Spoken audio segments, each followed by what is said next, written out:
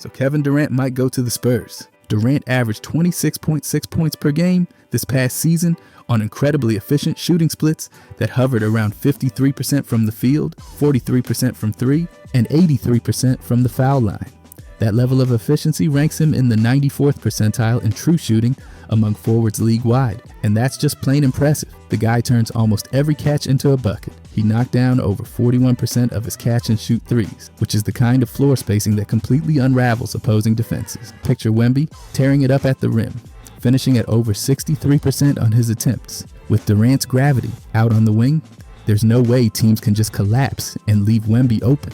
It's a match made in spacing heaven. Durant didn't just score efficiently, he also creates. He averaged 4.2 assists per game, corresponding to a career-high 21.5% assist rate. That's key because San Antonio ranked 24th in offensive rating last season, stagnating in half-court sets. Introducing an elite facilitator with Durant's skill set totally flips the script. He posted 1.12 points per possession as a pick-and-roll ball handler, and when you pair that with Wemby's 1.28 points per possession as a roll man, you've got offensive chemistry that's flat-out frightening. You can imagine them running that combo play over and over and teams having zero answers. Then come lineup dynamics. Put Durant alongside Wemby and Fox, and the predicted net rating leaps to plus 8.2. That's based on Durant's on-off impact, which was plus 4.3 with Phoenix. When he's on the floor, the team gets measurably better. When he sits, things dip. That's not news, but the magnitude here is notable. He's literally the kind of player who lifts the entire roster. On the defense side, Durant brings underrated versatility. He averaged 1.2 blocks per game, which corresponded to a 3.5% block rate that landed him firmly inside the top 10% of forwards. He might not be your primary perimeter stopper anymore, but he can still switch on to bigs, like a champ, and erase shots with a 7'4" wingspan. Remember, San Antonio ranked 6th in rim protection, but still gave up 113.9 points per game, which put them around 20th in the league. Durant would only strengthen that interior rim presence, making it tougher for opponents to get easy buckets. If they decide to go small ball, sliding Durant to the 4 and sticking Wemby at the 5, the defense just clamps down harder. That lineup's defensive rating is projected to improve by 6.8 points. That's serious. We're talking about closing off inside lanes, switching efficiently, and making life real uncomfortable for opposing offenses. Advanced metrics really hammer this home. Durant recorded plus 4.1 player impact plus minus, which put him in the 92nd percentile. That would slot him in as the second best player on San Antonio behind Wemby, who sits at plus 5.3. Combine those two, and you've got a duo with a combined plus 9.4 PIPM. That would rank as the third best duo in the entire league. That's not just solid, it's elite. Then look at Raptor. Durant posted plus 6.2 offensive Raptor and plus 1.3 defensive Raptor. Those numbers together nudge San Antonio's net rating from a negative 1.2 to a projected plus 4.1. That's a swing, nearly 6 points. That's not incremental improvement, it's transformative. You don't get that kind of lift from just anyone. That's elite production. And here's another plus for perennial crunch time. Durant shot 52.1% field goal in clutch time last season, defined as the last 5 minutes of close games. Meanwhile, the Spurs ranked 25th in clutch offense. This kind of performance in tight moments isn't just nice to have. It can be the difference between getting swept or stealing a game in a series. Durant's ability to stay calm and knock down shots when it matters most is a real weapon. Of course, lining all that up isn't cheap. Durant carries a $54.7 million salary. To make the math work under the cap, San Antonio would have to bundle deals including Devin at $23.5 million, Keldon Johnson at $19 million, and possibly Harrison Barnes at $18 million. That's a ton of financial and roster gymnastics. And Phoenix reportedly wants something hefty in return, either the number 2 pick or Castle. That's a steep price for a team trying to build sustainably from within. Is it worth it? That's the dilemma. Then there's the age timeline. Durant turns 37 in September. Wemby is 21. Castle is 20. This is a timeline mismatch. San Antonio has been leaning heavily into youth, and their young lineups project a plus 4 points, 1 net rating without Durant. They're trending upward slowly but surely. So sacrificing that for a guy who might only bump them back to elite status for a couple of years, it's a heavy gamble. You might be trading future upside for present relevance. Off-court intangibles? Durant's got Olympic ties to Wemby from the Paris Games, and Pop spoke warmly of his work ethic years back, saying he absorbed culture through osmosis. That kind of locker room presence matters. San Antonio loves guys that do the work, set the tone, and lead by example. This guy checks those boxes, and he's got over 15 career playoff win share. That's 8th all time. The Spurs haven't even seen playoff action since 2019. Injecting that postseason IQ and experience, it's exactly what this franchise needs, if it works. But here's the rub: health. Durant missed 23 games last season due to hamstring and ankle injury. He's averaging 32.7 minutes per game. The Spurs staff is conservative. They like rest and recovery, load management heavy. That means more nights without Durant and a heavier burden on the bench. You better have capable backups stepping up. And then there's asset cost. To land Durant, they'd likely have to send out multiple first rounders, like the 2025 14th pick and maybe that 2027 Atlanta pick. That kind of capital could be gone and future flexibility diminished. And if they're dreaming about chasing someone like Giannis Antetokounmpo in 2030, you've just mortgaged your future. So what does all of this add up to? From a pure numbers standpoint, adding Durant moves nearly every needle: elite scoring, playmaking, floor spacing, interior rim help, advanced metric upgrades, clutch calibration, veteran presence. The ceiling now becomes a 55 to 60 win team that's suddenly in championship conversation. But the floor drops too. If chemistry never gels or injuries pile up, you're looking at a 45-win team, stripped of draft capital and stuck with a 37-year-old star. There's a gamble baked in. High upside, high cost. Durant's game still speaks volumes, but the rest of the puzzle, assets, timelines, health, team cohesion, makes this a high-stakes bet. You gain elite talent and slip into title talk, or you end up hamstrung and aging, wondering where the next wave of youth is coming from. It's a complicated trade-off, and that's why it's not an easy yes or no. If San Antonio wants to flirt with a real championship window now, Durant might be the spark. But if they're in this for a sustained run, they've got to weigh whether sacrificing future flexibility is worth it for a shorter runway of competitive excellence. Either way, the numbers don't lie. Durant elevates, but elevates at a cost. But then I want to talk about his fit with Wemby specifically. Durant's scoring profile in the 2024 to 2025 season stayed elite, especially for a forward with high usage. He posted a true shooting percentage of 61.2%, which puts him in elite territory, particularly when you consider the type of shots he's taking. He averaged over 1.12 points per possession in isolation, which ranked in the 94th percentile among forwards. That's not just elite scoring, that's isolation offense that punishes every kind of mismatch. When he's not isolating, he's spotting up. And on catch and shoot threes, he hit 42.1% on 4.5 attempts per game. That level of perimeter efficiency means defenders simply can't sag off him. Now take that kind of spacing and drop it next to Wemby, who has already grown significantly as an offensive threat. Wemby increased his true shooting percentage to 56.5%, up from 53.1% in his rookie season. He's starting to become more efficient despite a higher usage rate, which usually isn't the case for younger bigs. He scored 0.98 points per possession in the post, which put him in the 75th percentile. But he still struggles when double teams show up, turning the ball over on 20% of those possessions. That's where Durant's presence becomes a game changer. You can't send help from Durant's man. You just can't. Not when he's shooting like that from deep. The help defender has to think twice before shading over to Wemby, and that creates more one-on-one opportunities in the post. Even better, Wemby has developed as a pick-and-pop threat. He's hit 38.7% of his threes coming off screens. That opens the door for him to become the screener when Durant initiates. Durant's gravity as a ball handler means the big defender often stays home, and Wemby can step back and pop with comfort. That combination lets them flip roles and stay unpredictable. And it's now the offseason, and while you're waiting on free agency and trades, now's the perfect time to focus on your health. That's where Factor comes in. Factor is helping me stay on track with ready-to-eat meals that take just 2 minutes. No prep, no cleanup. I've been loving the garlic herb chicken and the chili lime pork chop. Super flavorful, super easy. Instead of wasting time cooking or grabbing fast food, I can stay focused on hoops and content. Factor delivers fresh, not frozen, meals straight to your door. And they actually taste amazing. They've got over 45 options every week, so you'll never get bored. Whether you're bulking, cutting, or just trying to eat better, you can choose from Calorie Smart, Protein Plus, Keto, or even vegan meals. And it's not just dinners. They've got breakfasts, lunches, snacks, and desserts too. Everything you need to power through your day without wasting time. Get started at factormeals.com/modernjam50 off and use code ModernJam50 off to get 50% off plus free shipping on your first box. That's code ModernJam50 off at factormeals.com/modernjam50 off for 50% off plus free shipping. Thank you to Factor for the sponsor. Durant's movement without the ball also has teeth. He averages 1.28 points per possession as a cutter. Put that alongside Wemby's 3.9 assists per game, and you've got a real synergy in dribble handoff and split cut actions. Durant is constantly shifting, and Wemby is beginning to see those passing angles quicker. Another big reason why Durant complements Wemby so well is his presence on the free throw line.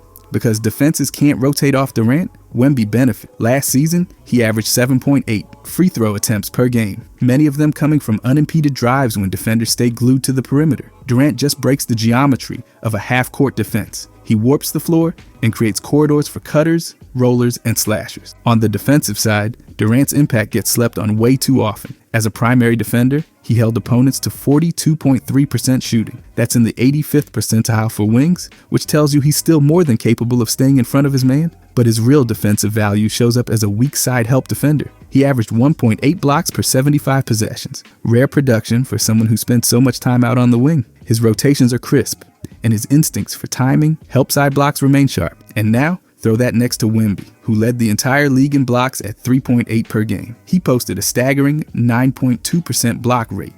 That's cartoonish. He guards 1 through 5 with the kind of lateral quickness and reach that basically nullifies isolation offense. He held opponents to 0.78 points per possession in isolation. That's just demoralizing for scores. Together, Durant and Wemby form a defensive pairing that can switch 1 through 5 and protect the rim from every angle. Opponents shot 8.2% worse at the rim with Wemby on the floor, and Durant's 7'5" wingspan only adds more length to an already absurd front line. Durant disrupts passing lanes, deters corner skips, and helps on drives. Wemby cleans up everything at the rim. The two of them make every paint touch an adventure. Looking at how they would work in different lineup constructions, the potential for small ball is ridiculous. Imagine a projected 5-out lineup with Durant at power forward, Wemby at center, and a guard combo like Castle, Fox, and Devin. That group would stretch the floor completely, and the projected net rating for such a unit is estimated at plus 12.3 based on lineups Durant anchored in Phoenix. The pace would stay fast at around 102 possessions per game, with Durant thriving in transition and Wemby's passing unlocking fast breaks. In the half court, things get surgical.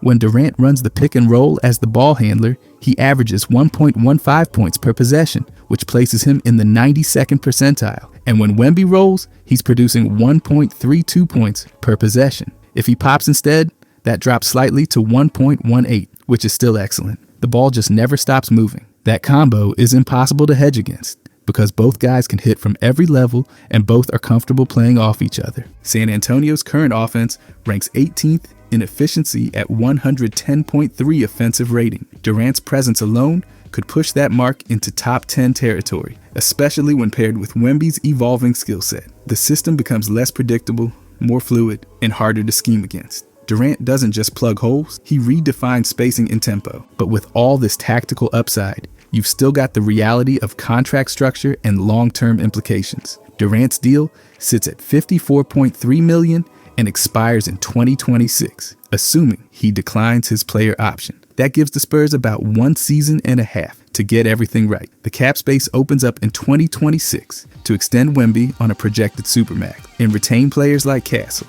But if Durant walks without an extension, they lose a cornerstone and potentially some serious assets with no return. And those assets could be steep. If Phoenix demands someone like Castle or the number 2 pick, San Antonio has to weigh the trade-off. Do you chase a title window now or protect the development arc of a young team? Losing a top prospect could shrink the title window significantly if things don't pan out with Durant.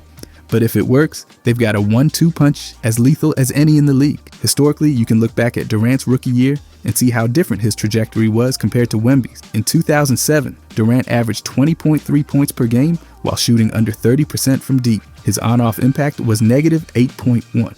Now look at Wemby's current numbers: 24.3 points per game, 35.2% from 3, and a plus 5.2 on-off mark. Wemby is ahead of where Durant was in year 1, and that experience gap means Durant can accelerate his learning curve even further, especially in clutch moments where San Antonio still struggles. They were ranked 22nd in clutch offense last year. Durant's late game experience and steady shooting fixes a lot of that. You can't ignore leadership either. Durant's resume includes 15 All-Star appearances and 2 championships. That kind of presence brings habits, expectations, and structure. He's been part of dynasties, rebuilds, collapses, and comebacks. He's seen everything. Young players listen to that. It helps solidify culture in ways that spreadsheets can't measure. So what's the big picture? Durant and Wemby together give San Antonio a two-way duo with elite spacing, elite rim protection, and high basketball IQ. Durant spaces the floor, eases playmaking burdens, and adds postseason experience. Wemby's already becoming a top 5 rim protector with burgeoning playmaking skills. Their styles don't overlap. They complement each other. If you're building a title contender, that's what you want. Star players who amplify each other, not duplicate skill. Add in a couple of shooters and a floor general, and suddenly, you've got one of the most balanced starting fives in the league. The risk, of course, lies in Durant's age. He'll be 37 by the time his contract expires, and the cost in future assets. But the ceiling is clear. Top 5 offense, top 5 defense. Real contention. And unlike most super team experiments, this one's built around contrast, not similarity. Durant brings polish. Wemby brings raw brilliance. Together, they force defenses to choose between an all-time scorer and a rising force at the rim. No good answer exists. That's how teams win titles. But then let's look at the Fox duo. Durant's ability to slot into almost any offense without disrupting flow is part of what makes him so unique. His 2024 to 2025 numbers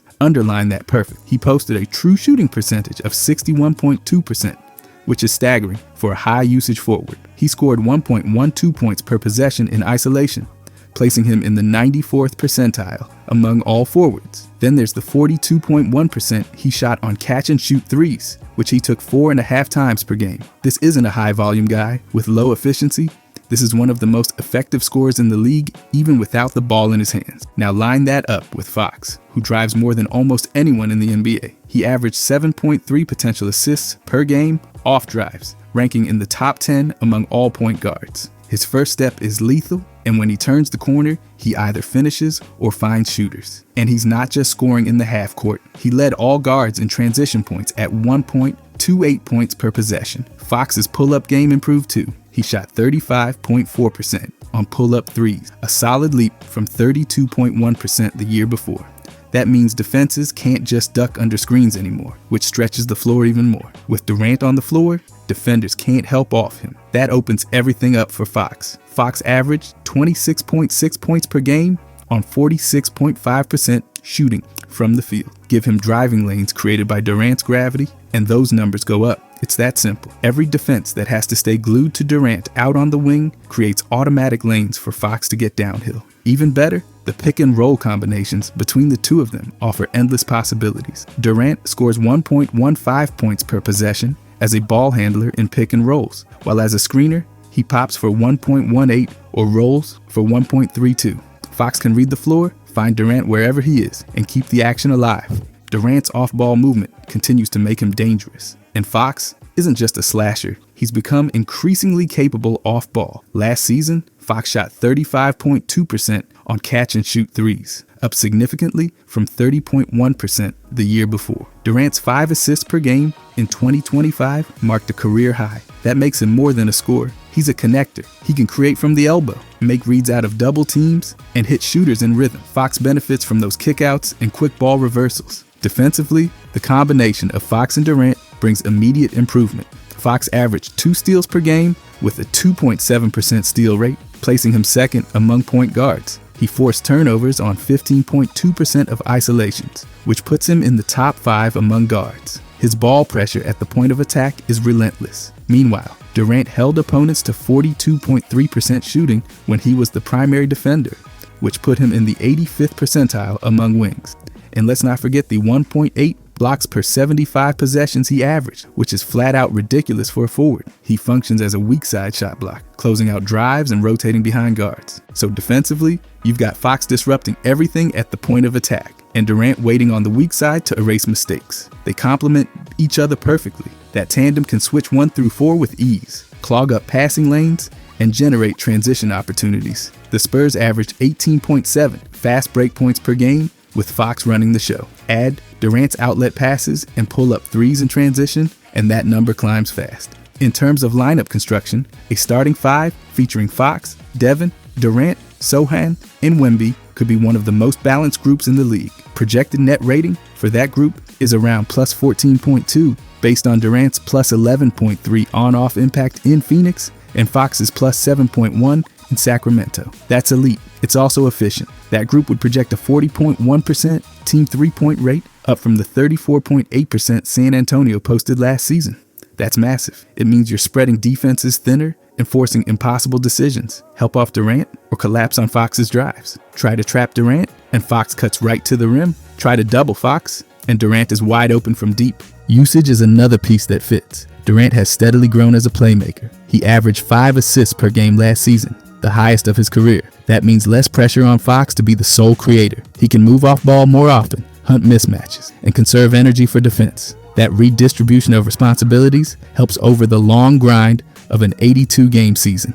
And remember, Fox is in his prime at 27. Wemby is 21. Durant might be nearing the end at 36, but his skill set ages well. He doesn't rely on athleticism to score. He relies on touch, positioning, and length. And his short contract window, expiring in 2026, means San Antonio won't be locked in if things go sideways. If Durant doesn't extend, they regain flexibility quickly. But losing Durant without compensation in 2026 is the risk. That's the downside. The team might only have a one-year championship window with this trio. If they go all in, they have to be ready to make that 1 year count. Trading away core youth like Castle or the number 2 pick might sting down the road, especially if the team doesn't win now. That's the gamble. And then there's the cultural and leadership impact. Durant's been through it all. Winning, losing, rebuilding, blowing leads, taking titles. That wisdom is valuable to guys like Fox who haven't been deep in the playoffs. He brings structure, habits, and accountability. He's a quiet but consistent pro who shows up, works, and produces. That rubs off on younger players and helps maintain high standards. In terms of fit,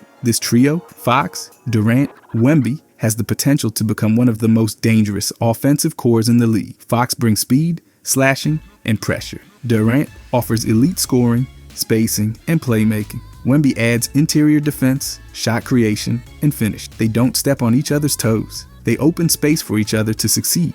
And this isn't a theoretical fit. It's backed by real numbers. Durant's efficiency in pick and pop scenarios, Fox's top-tier drive and kick game, and their combined ability to guard across multiple positions makes this a foundation for a top 10 offense and a top 10 defense. That's not an exaggeration. It's a fact-based projection based on their track records. If the Spurs can get Durant without giving up Castle or that number 2 pick, this could be the rare trade that makes sense both short-term and long-term. You get Fox a scoring partner who creates gravity, Wemby a stretch forward who protects the rim, and your shooters better looks from everywhere on the floor. It's a risk, but the potential payoff, a deep playoff run, or even a finals appearance is real. And that's not fantasy, it's data. You just have to decide whether to roll the dice now or keep building slow. Because with Fox and Durant, the pace is fast, the floor is wide, and the ceiling is high. In the end, if Kevin Durant lands in San Antonio, it won't be because of nostalgia or name recognition. It'll be because the front office did the math, weighed the risk, and decided that the sheer gravitational force of Durant's game,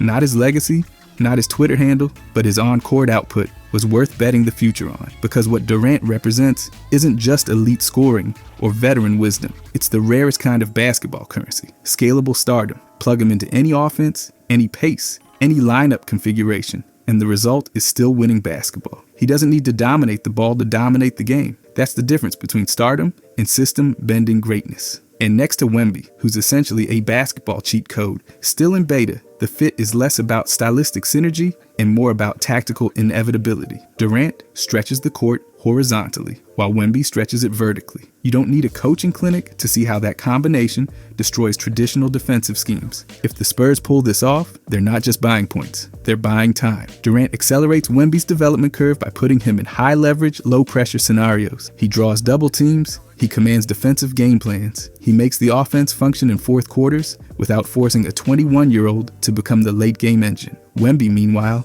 gets the chance to expand, to learn, to take over games when it makes sense without being rushed into a savior role. This isn't just about what Durant brings, it's about what he takes off Wemby's plate. Then you factor in Fox. The moment you slot Durant next to a downhill dynamo like Fox, you get downhill pressure meeting gravity. That combo, Fox's paint touches and Durant's perimeter pull, reshapes geometry. Defenders can't stay glued to both without giving up clean looks. They can't hedge high on Fox without Durant punishing them as a screener. They can't collapse on Durant without Fox turning the corner. It's like trying to patch a leaking boat with tissue paper. You can't stop all of it. You can only pick which fire to burn you. Add Wemby as the vertical lob threat and short roll decision maker. And what you've built isn't just a better offense. It's a riddle with no clean solution. But this is the NBA, and riddles don't win rings by themselves. You need context, culture, health, luck. San Antonio's bet here, if they make it, is that Durant's value will hold for at least one more year, maybe two, long enough to ride the Fox-Wemby timeline into contention. The risk? That they give up future blue chips, like Castle or that pick, in exchange for a title window that slams shut before Wemby even hits his prime.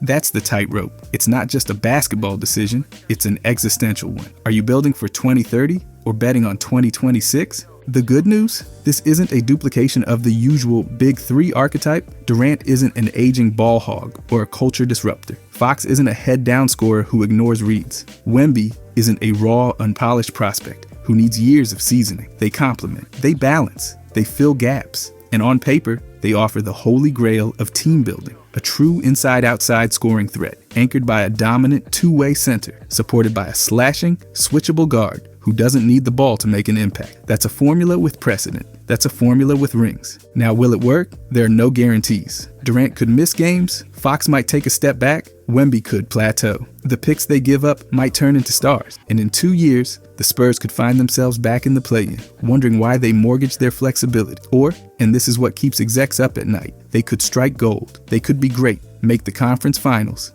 and re-sign Durant at a friendlier number. They could create a gravitational offense with 3 elite scorers, all of whom play differently enough to challenge any switch-heavy defense. At its core, this move isn't about filling seats or grabbing headlines. It's about making Wemby's path to greatness shorter and more defined. Durant has always been a bridge between eras, between systems, between stars. Maybe this time, he's the bridge between promise and fulfillment. He doesn't need to be the focal point anymore. He just needs to be the amplifier. And that's where San Antonio's calculus lands. They aren't chasing a fairy tale. They're building an amplifier, a trio where each member sharpens the other, where the defense has no safe option, where the offense bends but never breaks. In Durant, they see the final piece of a puzzle that suddenly makes sense. It's a bet. It's bold. It might even be reckless, but it's not random. Because when you add Durant, you don't just add stats. You add certainty. And sometimes, that's enough.